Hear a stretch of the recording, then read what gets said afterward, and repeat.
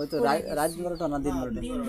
দিন 12টা হঠাৎ পড়ে গেছে, পড়ে যায় আর এলোকেন কালকে গতকাল ঘটনা।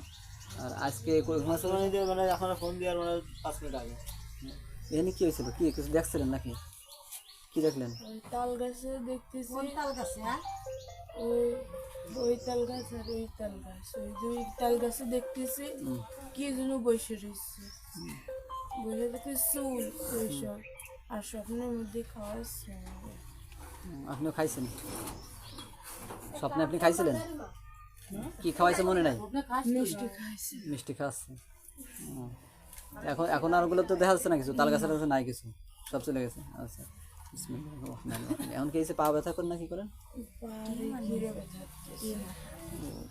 দাফা দেবে বলছেন এই জন্য তো ব্যথা। এমনি জ্বলাপোড়া করতেছে নাকি? জ্বালাপোড়া করছিল, এখন করতেছে? আচ্ছা আলহামদুলিল্লাহ।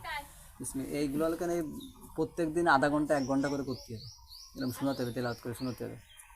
এগুলো করলে আস্তে আস্তে এগুলো দূর হবে। আর যদি শরীরে আসতো তাহলে 1-2 দিন কাজ করলে হয়ে যেত, বেশি করা লাগতো না। মানে এরকম করে প্রত্যেক দিন শোনাতে হবে, যে সময় সমস্যা হবে প্রত্যেকদিন শোনাতে ভালো।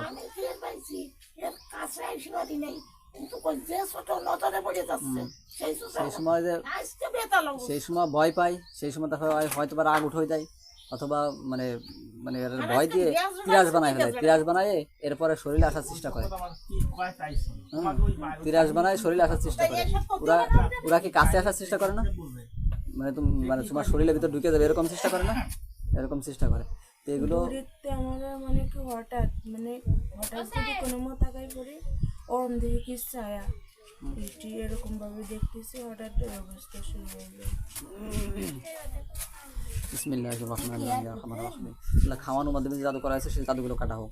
খাওয়ানোর মাধ্যমে যদি জাদু থাকে সেগুলো কাটা হোক। খাওয়ানোর মাধ্যমে স্বপ্নের মাধ্যমে যে জাদুগুলো আছে সেগুলো কাটা হোক। আল্লাহ চোখের জাদুগুলো ধ্বংস করা হোক, চোখের জাদুগুলো ধ্বংস করা হোক। বিসমিল্লাহির রহমানির রহিম।